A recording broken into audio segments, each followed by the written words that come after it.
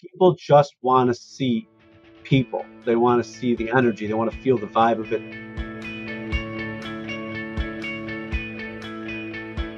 Welcome, everyone. I am so excited to be here today with Chris Miano. Chris, welcome to What the Fundraising. Thank you for having me. So I have loved learning about MemoryFox over these last few months in particular. And I'd love for you to just start and tell everyone a little bit about your story, your journey, what brought you to ultimately bringing MemoryFox to life, and what it is that you all are up to right now.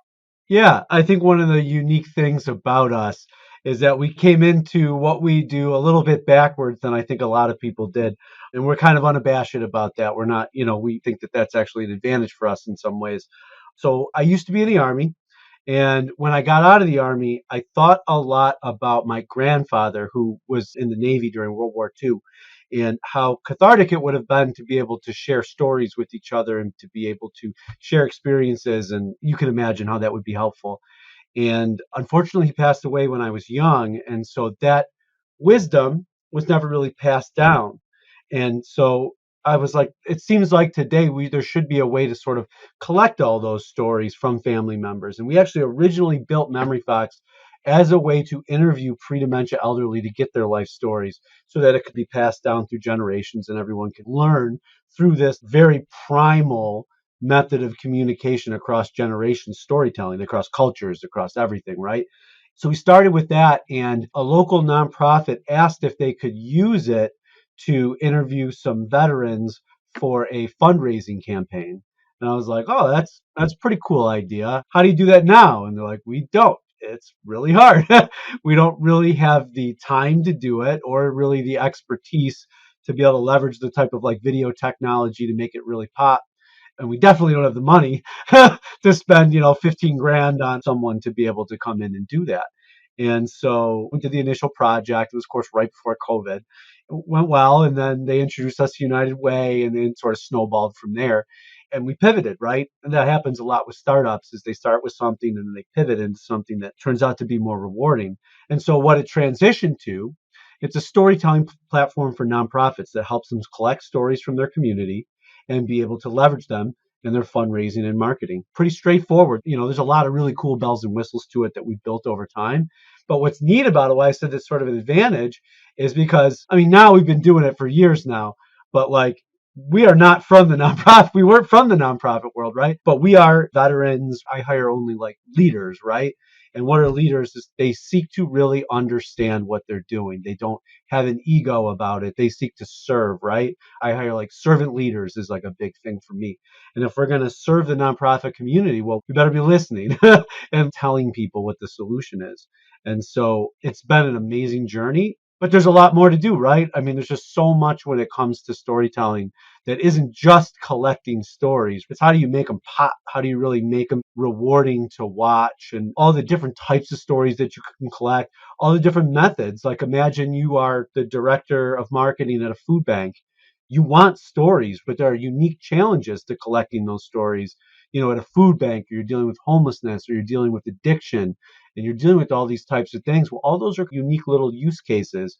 And so that's kind of where we're going. And that's we're really excited to be able to help.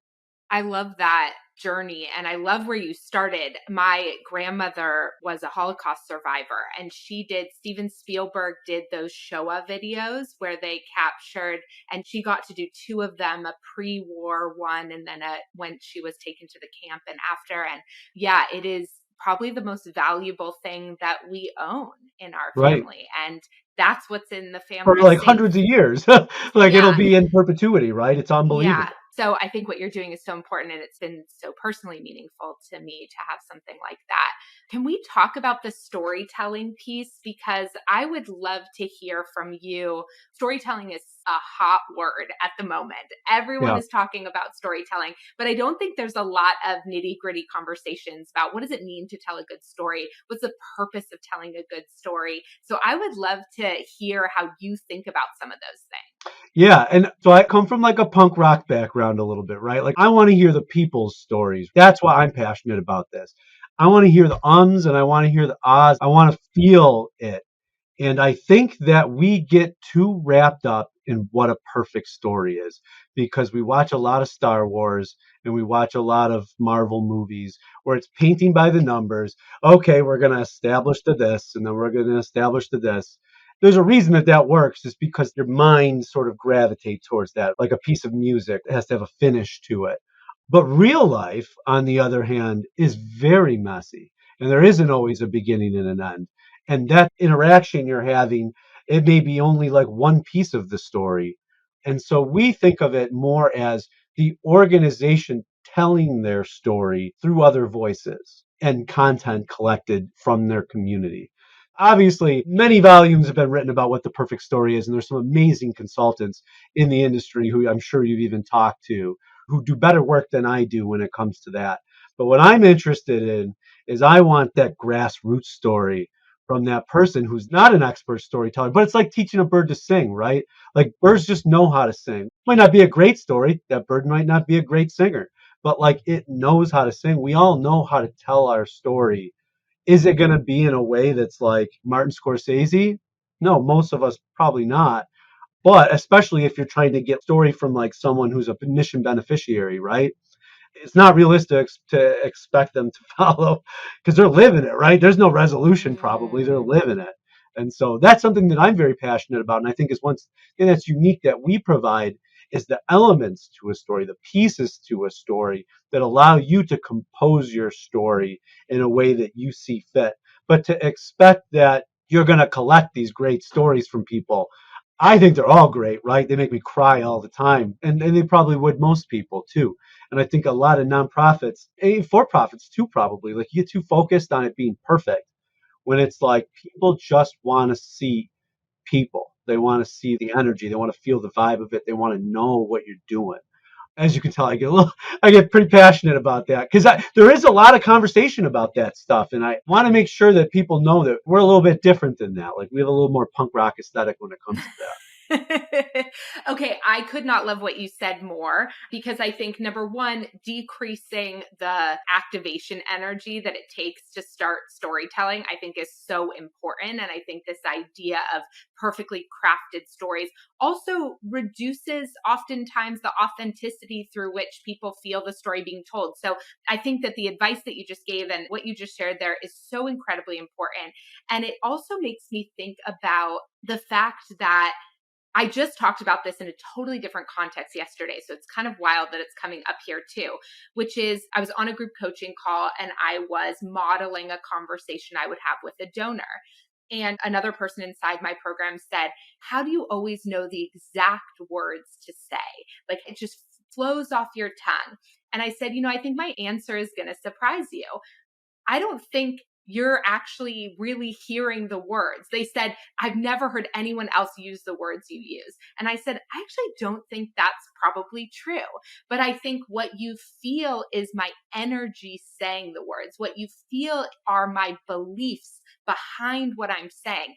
And that is making you feel fundamentally different when you hear it.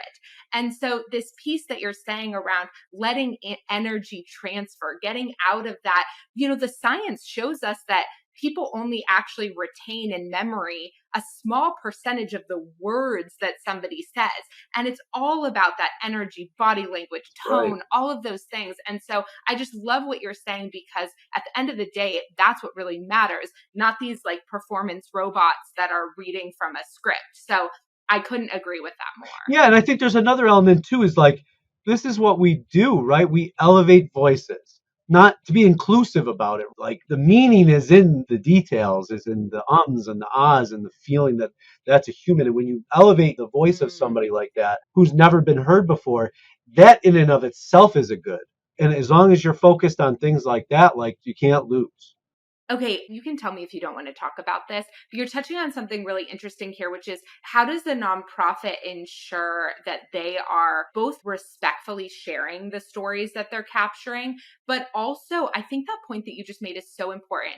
What happens when a story comes in that something about it is activating some of your feelings and you're having a certain response to it? because we all have our own biases and fears and concerns. When there are certain stories that maybe we don't want to send out, there's a narrative we're holding about why we don't want to send it out. And I think it's actually an important place for us to look in ourselves around our own biases and beliefs and things like that. But I'm curious, do you guys have any practices that you talk about, or how you sort of encourage folks to ship it? Like they get it in, maybe it's not the one thing they thought, or the person didn't say exactly what they thought they were going to.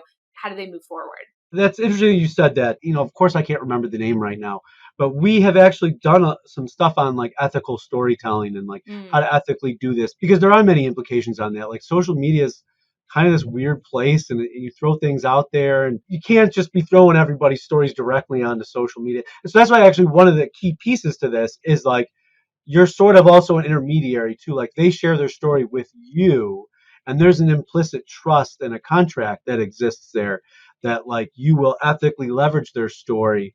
And that's different for every organization and things like that. One of the things that I do try to stay away from is that like I am not to position myself as an expert at things that I am not an expert on.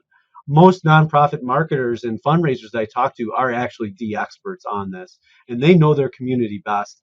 And so know your community and like what the ethics are for the stories that are being told. If you're like a skateboarding nonprofit that's trying to get like skateboard parks, like share away, right? But if you're dealing with more difficult things, obviously those have to really go through a rigorous vetting process. And those ethics have to be a part of your organization and like everything that you do. So I wouldn't want to go too far with that, but I know that what I would like to say that we spend time working on content with a lot of thought leaders in that world on our website, and we've interviewed them on our podcast as well because that stuff is very important. It's ever evolving, right? So we continue to kind of make sure that we stay out ahead of that for sure. I really appreciate all that. Can we circle back to the piece around what have you seen in your work and maybe with the clients that you've been working with? How have you watched stories transform relationships between organizations and their funders? Like what role, particularly Yeah. video storytelling? This is maybe personal to me a little bit is well, I'm not a new father anymore. He's 3 now, but newer, I guess. And once you have kids, for those who've had kids, it's just your whole system goes haywire and you start to look at things differently. And one of the unique advantages of our platform is because it is private, it allows children to sort of be included in these things. Where if it's like direct to social, always very wary of that stuff, right? But now there's like an intermediary who is expected to be ethical, right? And we built in the ability to collect approvals and things like that just for this. So anything involving kids, when you get to see a kid explain, a camp or something maybe more uncomfortable and things like, it builds connection in a way and resonates in a way that there's no way that text or a picture could just do that. But one that's actually most near and dear to my heart, I should have started with this, is as a veteran, we have one called Hiring Our Heroes, and they collect stories from veterans that go through their program. Then they use those stories to help solicit but it's funding from like corporations and things like that. And getting to see those stories is like amazing because like that was my journey when I got out of the army was trying to figure out what I was going to do next, right? And this is an amazing program where they get the tools they need to be able to resume, build corporate connections and things like that. And I actually saw like people I served with use it, which is just like totally mind blowing to see things come full circle like that. That was one thing. I guess that would be one that sticks out mostly for me because hiring in veterans like that's and transitioning veterans is a very, very, very near and dear to my heart. So that was pretty cool. That is so cool. I'm curious, you came into this not expecting to be a service provider for the nonprofit sector, not having grown up in the nonprofit sector. What have been some of the biggest surprises for you about working with and in this sector? So I end up working with a lot of like, because you have to raise money for your business. You know how that stuff works. And like, there are a lot of misconceptions about the nonprofit industry and people who choose to work in it. And I think they're really gross. And because I have learned that some of the smartest, craftiest, cleverest marketers and people in general that I've ever met have been in the nonprofit world and also the army. Like people who can operate in an environment of constrained resources and still make the sausage and make great sausage. Like those are the people that are moving the needle on this in this world. And like we get so focused on the capitalists and the Elon Musks of the world. And it's like, how many nonprofit leaders can people name that are like famous? Like they probably were famous first. So it's very rarely like we don't hold those people on pedestals. And like you want to learn how to run a lean, mean team, don't go talk to somebody at Microsoft. Talk to somebody in a nonprofit, right? In a mom and pop shop that deals with like food scarcity. They'll teach you everything that you need to know. And so that's been the coolest part of it. It's like it is a very military sense, but not in the sense of like the discipline and like the army piece to it, but like the sense of, like I said, operating in a resource constrained environment and still doing great things because you believe in people and you believe in mission and you're unified and those types of things. So that has just been an absolute pleasure to get to experience firsthand. I love that you said that because I have often joked when people are praising a corporate leader for what they've done with their $50 million or whatever. I'm like, oh my God, please go to a Yeah, right. nonprofit and see Yeah, what they've done with $50,000 and then come back exactly. and redo that article. Yeah, I could not agree with what you said more. So thank you for saying that. What are some of the things that make you, we live in an environment right now where I think a lot of what people see in the news or on social media can be very doomsday-esque. Yeah. What are you seeing and watching that is making you feel really hopeful for this sector and for the world? It sounds a little biased, but it's like the stuff that I see people collecting with MemoryFox and putting out there.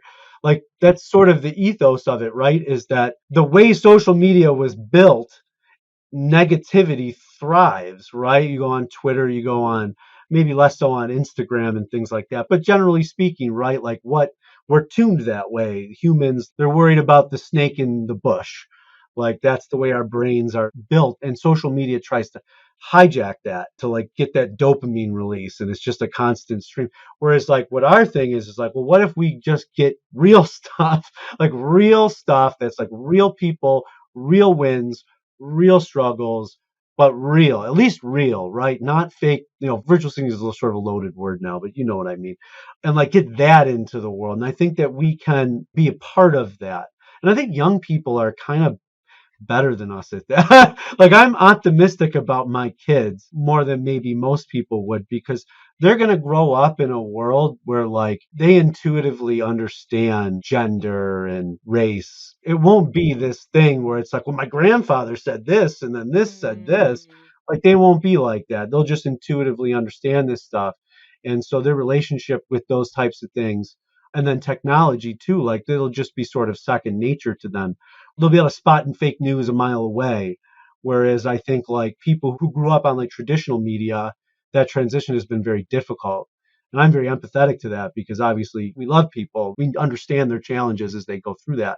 But like young people, I think they're going to have it figured out. They're not going to be perfect because nobody is, right? And then one day their kids will say the same thing to them, hopefully, and we'll all just like it was it Aristotle. I'll mess this up, but like they put Socrates to death for corrupting the youth, right? Or it was Socrates, I think. I want to make sure I don't mess that up. But like we've been having this conversation since the beginning of time, so like it's not new.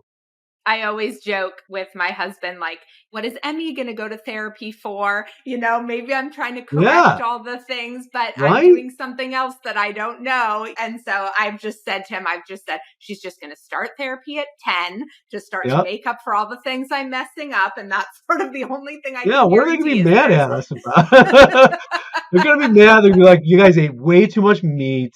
You guys ate way too much." You know what I mean? Like this, the yeah, environment. They're gonna be like, yeah, "Man, you guys I really screwed know. You're that going to have a lot of up." anger to process. But then one day, like they'll have kids, and then they'll be mad at them about something, and we'll just Right. like that's the circle of life, kind Yeah, the youth make me really hopeful. And it's really interesting. I saw a post on LinkedIn maybe yesterday where someone was complaining about the fake shows of humanity on LinkedIn. And not just of. that, but that they Oh, were yeah, getting such high traffic that people would be like, look at me do this very nice thing. Like, I just had a baby and I took off 2 days of work to take care of my baby and my wife So who like, just came out what? of the hospital. And then like everyone's like, good job, and we're like, Yeah. wait, what? Is really timely in my mind also around somebody commented underneath that everything's fake.